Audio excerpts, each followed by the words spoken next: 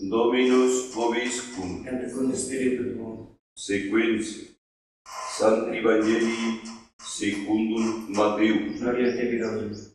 In illo tempore Angelus Domini apparuit in omnes omnis eos edicem, surge da cipe puerum et matrem, eius et fuge in Egyptum, et exto ibis usquedum dicant ip, futurum ex enim et Herodes quera et fuerum, ad perdendum eum, qui consurgent accepit puerum et matrem eius, nocte et decesis in Egyptum, et era ibi usque ad obitum Herodes. Ut ad impleretur quod dictum ex ad Dominus per profetam dicentes, ex Egypto vocavit filium meum, Herodes videns quoniam filius illusus est, amais iratus est valde, et mitens occidis omnes, uerus, qui erum inventa hem, et in omnibus finibus eius abimatur, et infra secundum tempus quod esquisieran amai. Ad implentum est quod dictum est per Jeremiam profeta dicendo, vox is rama audite exploratus et ululatus multus, Rachel plorans filius suos, et nolvis consolare fiat non sum. Laus Dei Cristo.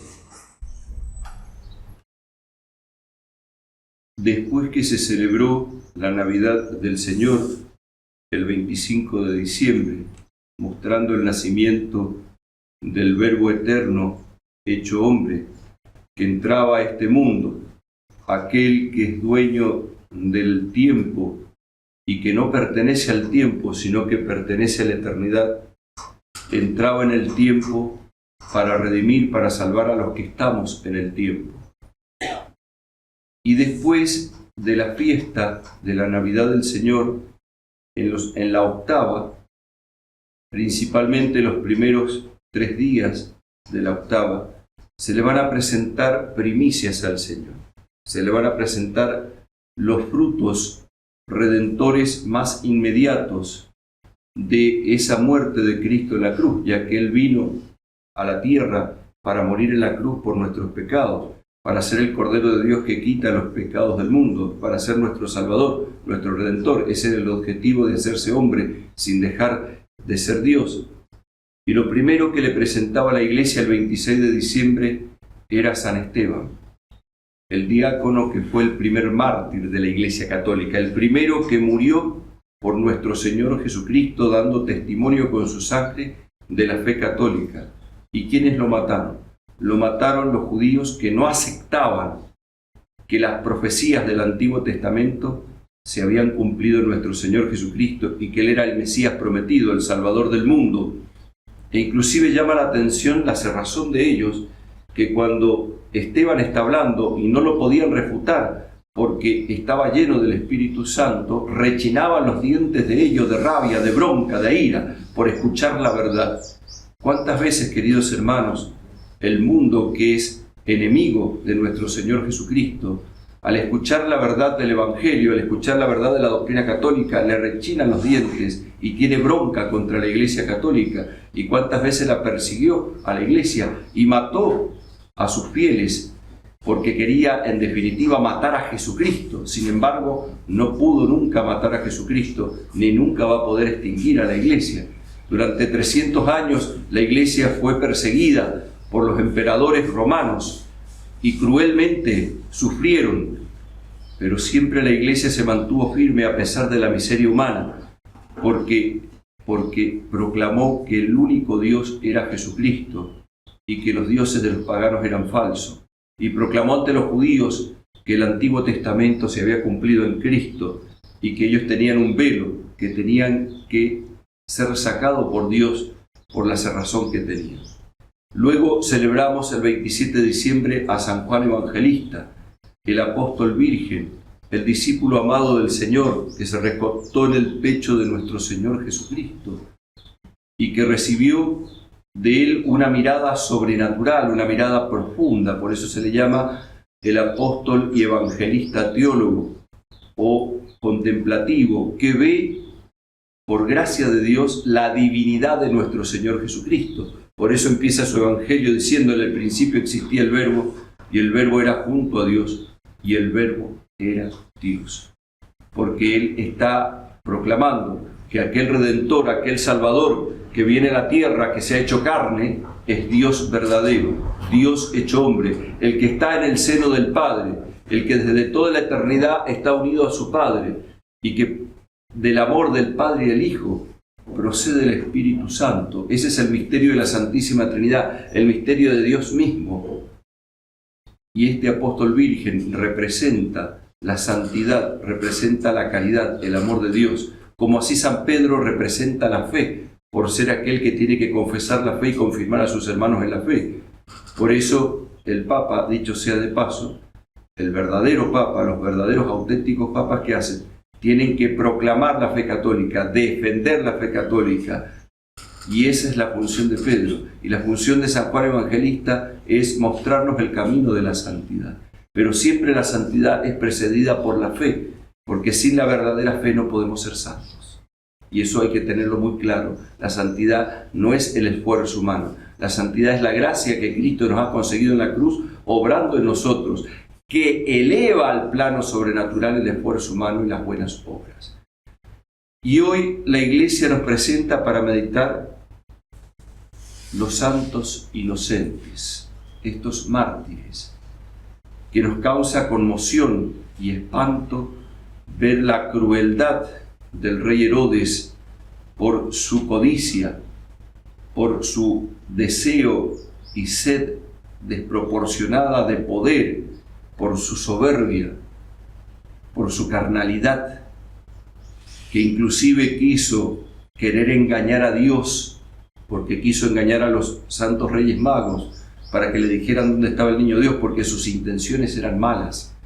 No quería adorar al niño Dios, quería matarlo, porque lo veía como un peligro para su poder. Así también el mundo de hoy ve como un peligro a Dios, porque ve que le arruina lo que él quiere armar.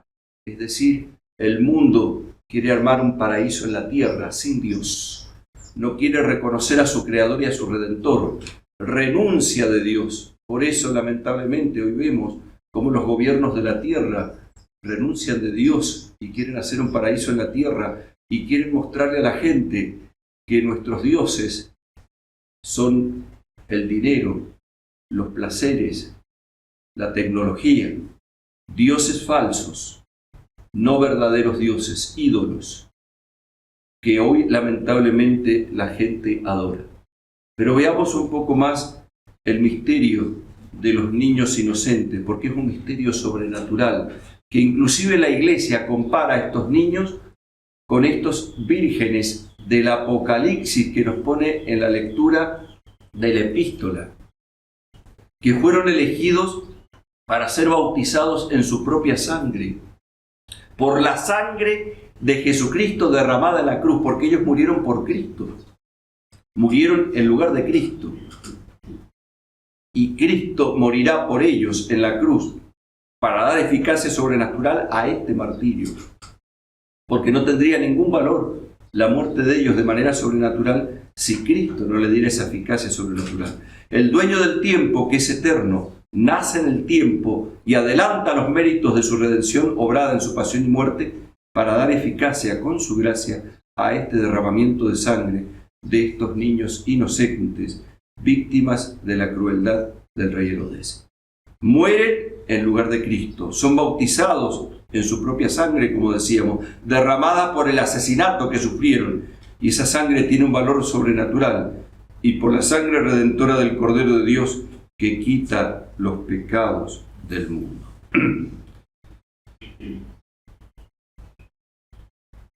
Y esto nos puede hacer también reflexionar sobre el espantoso crimen del aborto,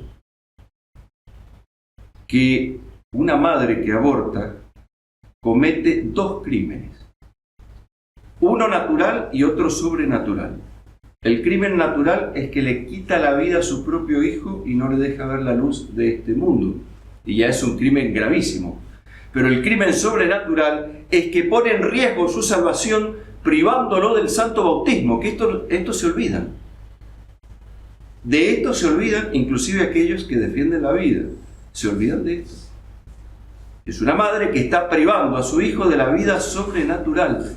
Porque Dios no está obligado a darle a ese niño la vida sobrenatural, porque la vida sobrenatural no se merece.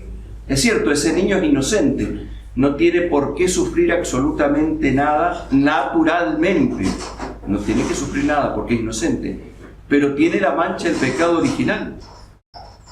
Y estrictamente hablando, no tiene la vida sobrenatural. Entonces, una madre que comete un aborto está privando a su hijo no solo de la vida natural acá en la tierra, sino de la vida sobrenatural del bautismo. Tiene que dar cuenta de dos crímenes. Y este pecado se puede perdonar en el sacramento de la confesión. No hay pecado que Cristo no pueda perdonar, y este pecado también se puede perdonar si la madre se arrepiente de su pecado, quiere enmendarse y corregirse y reparar, y se tiene que unir a la reparación de Cristo en la cruz.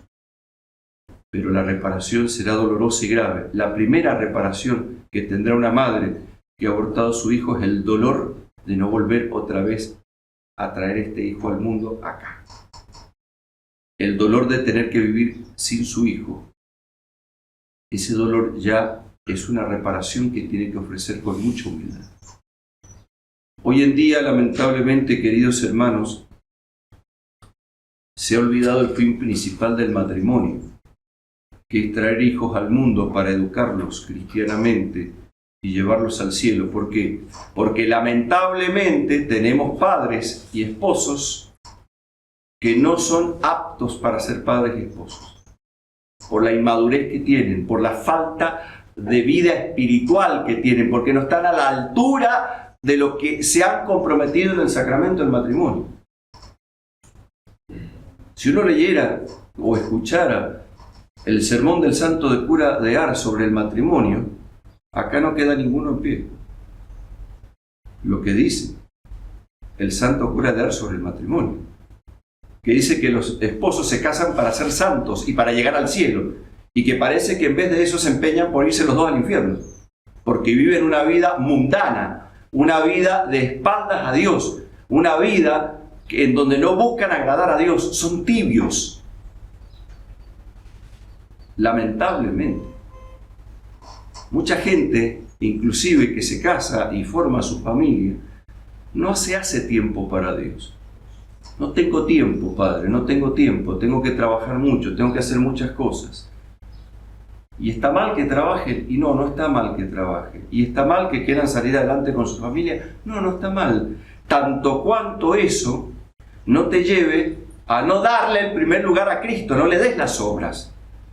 Y ahí comienza ya un mal en la familia. Le doy las obras a Cristo y no le doy el lugar principal. Vamos a ver si esas obras se las daría vos a con quien te estás trabajando, que no, porque te sacaría volando y te quedarías sin trabajo. No le das las obras. ¿Y por qué le das las obras a Cristo? Él que ha muerto en la cruz por vos, que se ha entregado para que tengas la salvación, que se ha entregado por vos hasta la última gota de sangre. Y somos tan caraduras de darle las obras a nuestro Señor Jesucristo. Por eso aquellos que no vinieron para Navidad, pudiendo venir, no vinieron. No digo aquellos que sí podían venir y no pudieron, sino los que pudiendo venir no vinieron, no tienen que comulgar, porque cometieron un pecado grave. Faltaron al precepto de la misa de la Navidad del Señor, del día del nacimiento de Cristo. Y si se quedaron porque se acostaron tarde y no se levantaron y se quedaron comiendo, prefirieron la fiesta a la misa del Señor, cometieron un pecado mortal. No pueden comulgar, primero tienen que confesarse. Esto hay que reflexionarlo, porque lamentablemente nos tomamos a la ligera los mandamientos de Dios, nos tomamos a la ligera la vida espiritual, en donde estamos poniendo en peligro la salvación de nuestras almas. Y en el caso del matrimonio están poniendo en peligro también la salvación de sus hijos, porque ustedes tienen que ser el ejemplo de sus hijos. Ustedes tienen que llevar a sus hijos a cumplir la ley de Dios. Cuando uno ve la vida, por ejemplo, de la mamá de San Juan Bosco, o de la mamá de San Luis Rey, Uno dice, qué lejos está el ver una madre cristiana, una madre realmente comprometida con la fe, a las madres que hoy estamos viviendo. Lamentablemente, y a los padres me refiero también. Una madre, Blanca de Castilla, que le decía a su hijo San Luis Rey, prefiero verte muerto antes de cometer un pecado mortal. ¿Qué madre le diría hoy eso? Hoy las madres fomentan los pecados mortales de los hijos. Una madre que fomenta los pecados mortales de sus hijos y no los impide, comete un pecado mortal y no puede comulgar. Una madre que permite que sus hijos vivan en pareja en su casa está cometiendo un pecado mortal y es cómplice del pecado de sus hijos. Una madre que permite que sus hijos mantengan relaciones fuera del matrimonio, pudiéndolo impedir, no lo impiden, cometen un pecado mortal. Porque son cómplices de ese pecado. De estas cosas no se hablan, no se quieren hablar, se quieren disimular. ¿Por qué se quieren disimular? Porque hemos perdido la conciencia de pecado, lamentablemente. Y al perder la conciencia de pecado, también hemos perdido la mirada sobrenatural, la mirada de fe. No vemos el valor que tienen nuestras almas, que vale la sangre de Cristo, el valor que tiene la vida eterna, el cielo, el reino de los cielos. Estos niños que murieron, estos santos inocentes que nosotros decimos pobrecitos, murieron tan cruelmente, son salvos. Y Herodes, que los mató, muy probablemente no es salvo. Y nosotros, ante Dios, ¿cómo nos estamos comportando? Tenemos que buscar convertirnos de corazón. Tenemos que buscar convertirnos de corazón. Un padre y una madre que dilata el bautismo de sus hijos y deja pasar más de un mes, la Iglesia misma dice en el Código de Derecho Canónico antiguo que comete pecado mortal por privar a su hijo del bautismo. Uno lee la vida de los santos y los padres antiguamente nacían hijos y los bautizaban en el mismo día o al otro día, inmediatamente, porque creían en la vida eterna, creían en el cielo, creían en la vida sobrenatural. Hoy el bautismo es un acontecimiento social.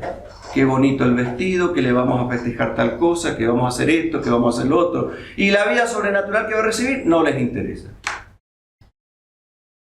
Inclusive, el bautismo se ha convertido en una pantomima. Los padrinos no practican, los padres tampoco practican, lo bautizan y después no lo educan cristianamente. No les interesa educarlo cristianamente. Y ese niño, en vez de crecer para el cielo, muchas veces crece para el infierno. Porque los mismos padres le fomentan los pecados a sus hijos. Y si no se arrepienten de esto y no cambian, van a tener que dar cuentas a Dios. A los sacerdotes les podrán mentir, los podrán engañar, pero a Dios no lo van a poder engañar. Dios ve el corazón, ve el alma, ve las decisiones que tomamos. Es cierto que Cristo es misericordioso y quiere perdonar, y su sagrado corazón está lleno de amor por nosotros. Lo hemos venido repitiendo en el Adviento, lo hemos venido repitiendo en la Navidad. Su corazón siempre quiere perdonar. Pero así como quiere perdonar, exige de nosotros, con su gracia, arrepentimiento. Y para el arrepentimiento tiene que haber propósito de enmienda, querer corregirse. Si yo no pongo los medios para corregirme, por eso rezo en el pésame que rezo, evitar todas las ocasiones próximas de pecado, poner los medios. No me estoy corrigiendo. Entonces tomemos conciencia de esto. El mismo Cristo nos dice en San Juan capítulo 3, versículo 5, el que no nace del agua y del Espíritu no puede entrar en el reino de los cielos. De ahí que la Iglesia predicó durante mucho tiempo sobre el tema del limbo de los niños. ¿Por qué? Porque veía que era distinto lo que es la vida natural que se recibe de los padres, por supuesto, con intervención divina, porque Dios hace partícipes de la obra creadora de los padres, de la vida sobrenatural que es un nuevo nacimiento en el bautismo. Quien no nace del agua y del Espíritu no puede entrar en el reino de los cielos. Por eso el limbo de los justos es próxima fide. Entonces tomemos conciencia de esto, porque hoy se quiere como matizar todo para presentarlo un poquito más humano, entre comillas, y nos olvidamos de la parte sobrenatural. Nosotros no tenemos derecho sobre la parte sobrenatural. Es un regalo de Dios. Nosotros podemos exigirle a Dios la parte natural, que Él se ha comprometido, pero la parte sobrenatural que se ha comprometido en la cruz es algo que está por encima de nuestra naturaleza. El bautismo, el ser hijo de Dios en Cristo, es algo que está por encima de nuestra naturaleza. La salvación para entrar al reino de los cielos es algo que está por encima de nuestra naturaleza. No está al alcance de nuestra naturaleza. Entonces nosotros no lo podemos exigir a Dios, lo podemos pedir humildemente. Y ya el pedirlo es una gracia. Queridos hermanos, reflexionemos sobre todas estas verdades. Y estos niños que entraron al cielo, estos santos inocentes mártires, entraron al cielo y siguen al Cordero donde quiera que vaya, nos dice el Apocalipsis. Porque dice San Agustín, van a gozar con Cristo, de Cristo, en Cristo, por Cristo y sin perder a Cristo. Ellos ya han ganado la vida eterna, nosotros todavía no hemos ganado la vida eterna, no hemos ganado el cielo. Estamos en peligro. Por eso, tomemos conciencia de la gravedad que es convertirse de corazón y cambiar de vida. De Egipto llamé a mi hijo, nos recuerda el Evangelio de hoy, recordando al profeta Oseas en el capítulo 11, versículo 1. ¿Qué era Egipto? Egipto era un país totalmente pagano, en donde se adoraba a los muertos. Nos recuerda a nuestra tierra, a nuestro mundo, en donde está en tinieblas, por eso huye de noche. Está en tinieblas, pero dice que esas tinieblas, ¿por quiénes son disipadas? Por Jesucristo nuestro Señor. ¿Por qué son disipadas por Jesucristo nuestro Señor? Porque Él muere en la cruz para que nosotros tengamos vida y vida en abundancia. Comentando este Evangelio, San Jerónimo, hoy, para los que rezamos las maitines en el oficio divino, dice lo siguiente: cuando toma al niño y a su madre a fin de pasar a Egipto, lo hace de noche y en tinieblas, porque deja a los incrédulos, de quienes se aparta en la noche de la ignorancia. Al volver a Judea, no se habla de noche ni de tinieblas en el Evangelio, porque al fin del mundo los judíos serán iluminados por la fe, como recibiendo de Cristo que vuelve de Egipto. Es decir, acá también está profetizada la conversión de los judíos antes del fin del mundo. Y esto tenemos que pedirlo. Tenemos que hacer el verdadero ecumenismo. ¿Cuál es el verdadero ecumenismo? No el falso ecumenismo de ahora. El verdadero ecumenismo es pedir que retornen a la Iglesia Católica, a los verdaderos cristianos, aquellos que se han apartado de la Iglesia Católica. Los modernistas, los evangelistas, los protestantes en general, se tienen que convertir a la Iglesia Católica, volver al seno de la única Iglesia de Cristo. Y aquellos que no conocen a la Iglesia de Cristo, aquellos que rechazan al mismo Cristo, como pasa con los judíos no conversos o los paganos que no lo conocen, que puedan convertirse y puedan hacerse cristianos y puedan ingresar, porque fuera de la Iglesia no hay salvación. Es decir, fuera de la redención de Cristo no hay salvación.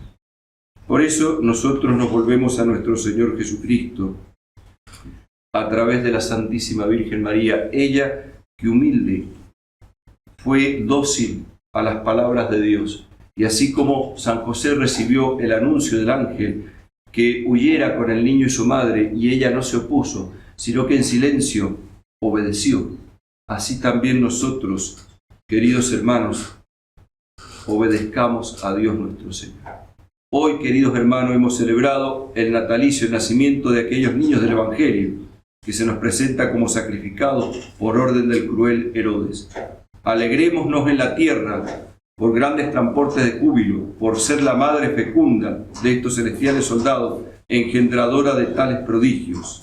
Aquel impío tirano, Herodes, no habría nunca podido serles tan útil con su efecto como lo fue por su odio, como lo manifiesta este santo día, cuando abundó la iniquidad, el pecado, contra estos niños dichosos, así se derramó sobre ellos la gracia y las bendiciones. Así habla San Agustín en el segundo nocturno de Maitines. Por eso, queridos hermanos, pidamos esta mirada de fe que tuvieron los santos, esta mirada de fe que tuvieron aquellos padres y madres que se santificaron, como San Isidro Labrador, que es el patrono de Rivadavia, con Santa María la Cabeza, su esposa, como San Luis Rey de Francia. Tantos santos que se santificaron llevando una familia adelante. Pero ¿sabe qué es lo que los distinguió a ellos? Aparte de la fe, que por fe quisieron sufrir por Cristo. Hoy en día el hombre moderno no quiere sufrir, y ahí es el error. Esa es la trampa del maligno enemigo. No busques hacerte un paraíso acá en la tierra. No es porque tú te acercas al cristianismo, al catolicismo, y practicas y vienes a misa y confiesas y rezas, todo te tiene que salir bien y no tienes que sufrir. El sufrimiento va a ser parte de nuestra vida. El sufrimiento lo tenemos que ofrecer a Dios para reparación y unirnos a la cruz de Cristo, porque si quieres resucitar con Cristo, vas a tener que morir con Cristo. Entonces, si no quieres sufrir, si quieres seguir el lema de las sectas, pare de sufrir, entonces, lamentablemente, no vas a poder resucitar con Cristo. Por eso, reflexionemos todo esto y damos perdón de nuestros pecados, convirtámonos de corazón, veamos qué cosas tenemos que cambiar en nuestra vida, porque ahora tienes tiempo, ahora estás en este mundo, ahora es el tiempo de que Cristo nazca en tu corazón, en tu alma, ahora es el tiempo de hacer un verdadero cambio de vida, ahora es el tiempo de que nosotros podamos entrar a la vida eterna, haciendo buenas obras en Cristo y arrepintiéndonos de nuestros pecados. No nos engañemos con una falsa fe, no nos engañemos queriendo tapar con la religión los pecados. Los pecados no se tapan, los pecados se entregan a Cristo para pedir perdón. Los pecados se entregan a Cristo para poder convertirse de corazón. Los pecados se entregan a Cristo para poder hacer un verdadero cambio de vida, porque Él es el Cordero de Dios que quita los pecados del mundo. No quieras justificarte excusándote. Cuando uno va a la confesión no se excusa, sino que se acusa y dice las cosas tal cual son, para poder convertirse de corazón. Queridos hermanos, feliz día de la Navidad del Señor, porque estamos en su octava. Les deseo de corazón que Cristo nazca en sus almas y que se adueñe de vuestras vidas, y que como estos santos inocentes pudieron llegar al cielo de la vida eterna porque derramaron su sangre por Cristo, también nosotros podamos llegar al cielo de la vida eterna, derramando nuestra sangre, tal vez no en un martirio cruento ahora, pero sí un martirio cotidiano, dando nuestra sangre poco a poco, en las cosas que tenemos que sufrir diariamente, en los problemas que tiene, en las dificultades que tiene que enfrentar, en las tentaciones que tenemos que vencer, en las debilidades que tenemos que luchar, en las ocasiones próximas de pecado que tenemos que evitar. Agárrate de la gracia de Dios, cree en la vida eterna, reza el rosario, agárrate de la Virgen, agárrate de los sacramentos, agárrate de la Santa Misa, dale el primer lugar a Cristo en tu casa. No te quedes sin la misa, no te quedes sin la oración, sin el Santo Rosario. Dale el primer lugar, sin dejar de hacer tus obligaciones. Enséñale a tus hijos a que Cristo tiene el primer lugar. Entroniza los sagrados corazones de Jesús en tu casa y haz que Cristo se adueñe de tu familia, de tu vida, de tus decisiones. Y entonces así podremos decir la feliz Navidad del Señor. Que los santos inocentes nos traigan muchas gracias el día de hoy, y que el fruto bendito del vientre de María Santísima, que lo tuvo en un pesebre sin menoscabo de su virginidad, nos auxilie y nos ayude. Por eso le pedimos a la Virgen y le suplicamos que ella interceda junto a los niños inocentes para pedirle: Divino Niño Jesús, bendícenos.